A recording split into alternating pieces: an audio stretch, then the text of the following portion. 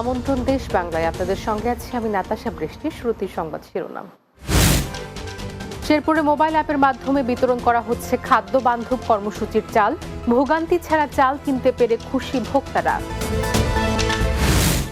এবং নেত্রকোনার কেন্দুয়ায় গ্রামীণ রাস্তা পাকাকরণ ও ইউ ড্রেনের কাজে অনিয়মের অভিযোগ। তদন্ত করে ব্যবস্থা নেওয়ার কথা বললেন এলজিইডি নির্বাহী প্রকৌশলী।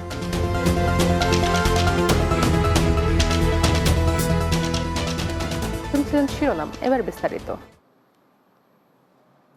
শেরপুরের নকলার দুটি ইউনিয়নে পাইলট প্রকল্পের আওতায় মোবাইল অ্যাপের মাধ্যমে খাদ্য বান্ধব কর্মসূচির চাল নিতে পারছেন ক্রেতারা।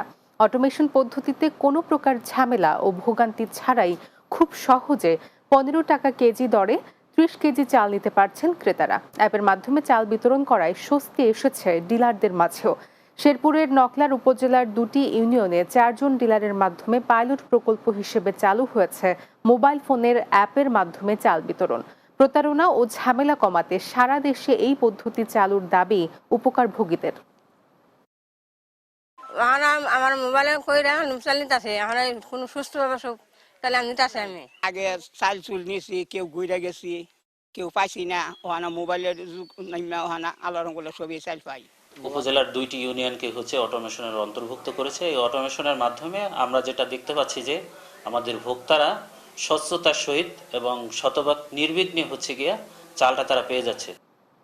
নেত্রকোনার কেন্দুয়ায় গ্রামীণ রাস্তা পাকাকরণ ও ইউড্রেন নির্মাণ কাজে অনিয়মের অভিযোগ উঠেছে।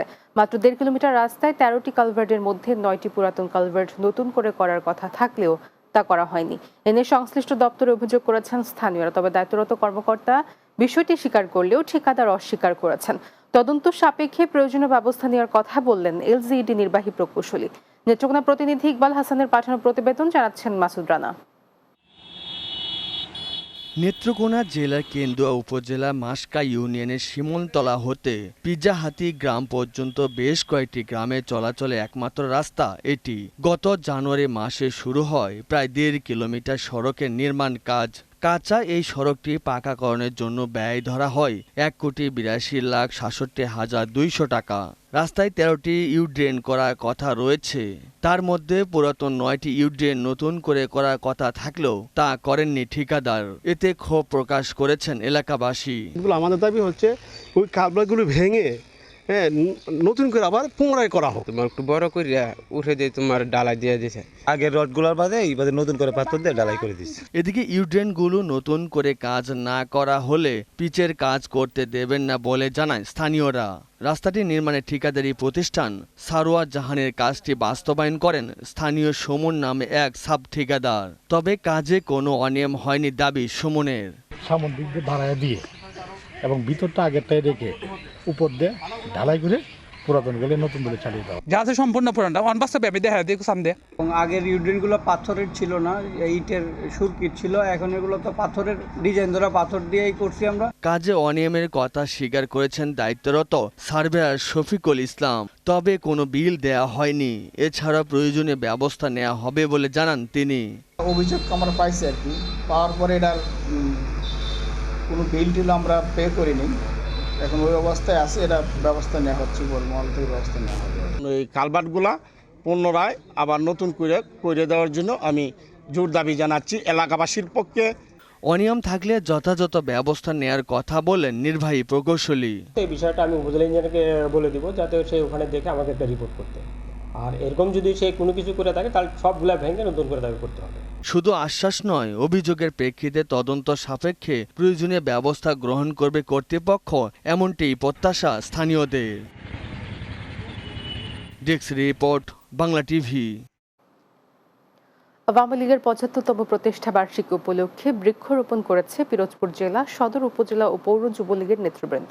পিরোজপুর সরকারি বালক উচ্চ বিদ্যালয় মিলনায়তনে বৃক্ষরোপণ কর্মসূচির উদ্বোধন করেন জেলা আওয়ামী লীগের সভাপতি মুক্তিযোদ্ধা AKM আবাল। জেলা ছাত্রলীগের সাবেক সভাপতি ও যুবলীগ নেতা ইর্তিজা হাসান রাজুর তত্ত্বাবধানে এ সময় উপস্থিত ছিলেন সদর উপজেলা আওয়ামী লীগের সভাপতি তোফাজ্জল হোসেন মল্লিক, সাধারণ সম্পাদক রেজাউল করিম শিকদার, পৌর আওয়ামী লীগের সভাপতি সাদুল্লাহ লিটন সহ যুবলীগের সর্বস্তরের নেতাকর্মী উপস্থিত ছিলেন। গাইবান্ধার ফুলছড়িতে বজ্রপাতে ফরহাদ সর্দার নামে এক কলেজ শিক্ষার্থীর মৃত্যু হয়েছে। উপজেলার গজারে ইউনিয়নের কাতলামারি গ্রামের নবাবগঞ্জ বাজার সংলগ্ন এলাকায় এই বজ্রপাতের ঘটনা ঘটে। ফরহাদ সর্দার ওই গ্রামের জিন্না সর্দারের ছেলে এবং ফুলছড়ি সরকারি কলেজের একাদশ শ্রেণীর শিক্ষার্থী। গজারে ইউপি চেয়ারম্যান খোরশেদ আলী খান বলেন, ফরহাদ সর্দার বাড়ির আঙিনায় ছাতা মাথায় দিয়ে হাঁসের ঘরে হাঁস উঠাচ্ছিলেন। ওই সময় বজ্রপাতে ঘটনাস্থলেই তিনি মারা যান।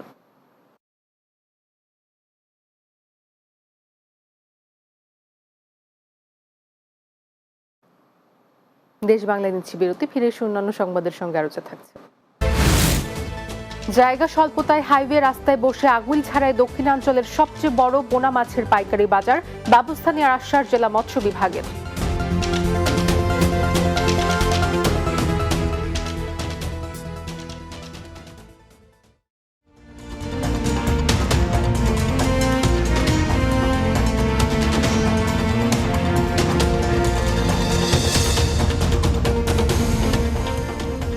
দেশ বাংলায় স্বাগত আরও একবার। বরিশালের আগুইলছড়া উপজেলায় জমে উঠেছে দক্ষিণ অঞ্চলের সবচেয়ে বড় পোনা মাছের পাইকারি বাজার। সূর্যোদয়ের সাথে সাথে শুরু হয়ে 4 ঘন্টার মধ্যে শেষ হয় এই বাজার। তবে জায়গা স্বল্পতার কারণে হাইওয়ে রাস্তায় বসে অনেক সময় মাছ বিক্রি করেন পাইকাররা। আবার টলঘর না থাকায় বৃষ্টিতে ভিজে বিক্রি করতে হয় মাছ। তাই স্থানীয় বাসিন্দা ও ব্যবসায়ীদের দাবি বাজারে একটা টলঘর নির্মাণ এবং পোনা মাছের বাজার বড় করার ব্যবস্থা নেওয়ার আশ্বাস দিয়েছে জেলা মৎস্য বিভাগ। নাসির উদ্দিনের ক্যামেরায় Barishal bureau incharge FM Nazmul রিপনের প্রতিবেদন, জানাচ্ছেন সুরাইয়া সীমা। বরিশালের আগুইলছড়া উপজেলার দাসেরহাটে জমে উঠেছে পোনা মাছের পাইকারি বাজার। সূর্য উদয়ের সময় বাজার শুরু হয়ে শেষ হয় সকাল 10টার মধ্যে।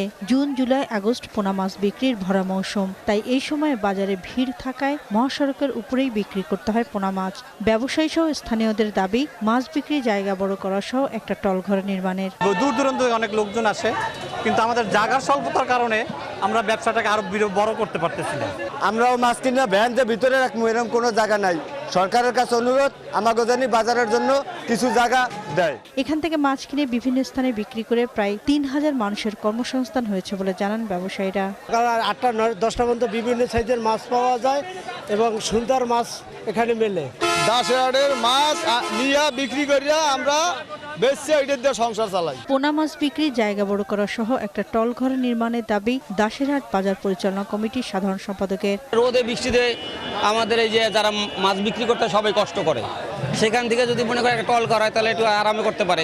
ব্যবসায়ীদের কথা চিন্তা করে ব্যবস্থা নেওয়ার কথা বলেন জেলা মৎস্য কর্মকর্তা। বাজারটা যদি সম্প্রসারণ করা যায় তাহলে এই বাজারে মানুষ, ক্রেতারা এবং বিক্রেতারা এবং সবাই এর সুফলটা পাবে এবং সবাই উপকৃত হবে। দ্রুত সময়ের মধ্যে পোনা মাছ বিক্রির জায়গা বড় করা সহ একটি টলঘর নির্মাণ করা হবে এমন প্রত্যাশা ব্যবসায়ী সহ স্থানীয়দের। Desk report, Bangla TV. বরিশালের মুলাদিতে বিপুল পরিমাণ গলদা চিংড়ি রেণুপোনা জব্দ এবং 11 জনকে আটক করে জরিমানা আদায় করা হয়েছে।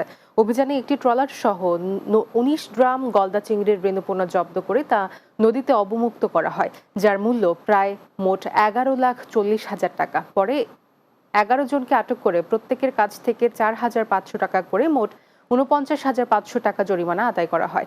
মোবাইল কোর্ট পরিচালনা করেন মুলাদি উপজেলা নির্বাহী অফিসার ও এক্সিকিউটিভ ম্যাজিস্ট্রেট নিজামউদ্দিন। এ সময় উপস্থিত ছিলেন উপজেলা সিনিয়র মৎস্য কর্মকর্তা মোহাম্মদ আলম, SI গোলাম মোস্তফা সহ অন্যরা। চুয়াডাঙ্গার একটি ইট ভাটা থেকে শান্ত হোসেন নামে এক ব্যক্তির মরদেহ উদ্ধার করেছে পুলিশ। সদর উপজেলার শঙ্করচন্দ্র গ্রামের হিমালয় অটোমেটিক ইট ভাটার ভেতর থেকে শান্তর মরদেহ উদ্ধার করা হয়। শান্ত একই উপজেলার আজিজুল হকের ছেলে ও হিমালয় অটোমেটিক ইট ভাটার কর্মচারী ছিলেন। চুয়াডাঙ্গায় অতিরিক্ত পুলিশ সুপার সদর সার্কেল আনিসুজ্জামান জানায়, ময়নাতদন্তের শেষে মৃত্যুর আসল কারণ জানা যাবে।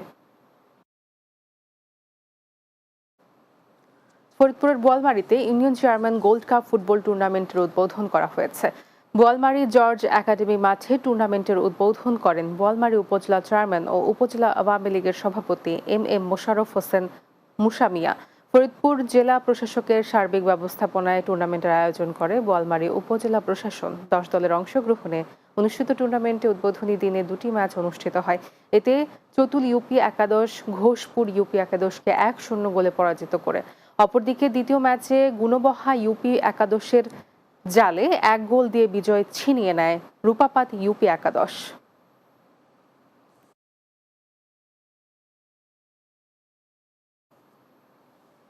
শেষ করব দেশ বাংলা, যাওয়ার আগে শিরোনামগুলো জানিয়ে দিচ্ছি আরও একবার। শেরপুরে মোবাইল অ্যাপের মাধ্যমে বিতরণ করা হচ্ছে খাদ্য বান্ধব কর্মসূচির চাল। ভোগান্তি ছাড়া চাল কিনতে পেরে খুশি ভোক্তারা। নেত্রকোনার কেন্দুয়ায় গ্রামীণ রাস্তা পাকাকরণ ও ইউড্রেনের কাজে অনিয়মের অভিযোগ, তদন্ত করে ব্যবস্থা নেওয়ার কথা বললেন এলজিইডি নির্বাহী প্রকৌশলী। এবং জায়গা স্বল্পতায় হাইওয়ে রাস্তায় বসে আগুন ছাড়াই দক্ষিণাঞ্চলের সবচেয়ে বড় পোনা মাছের পাইকারি বাজার, ব্যবস্থা নেওয়ার আশ্বাস জেলা মৎস্য বিভাগের।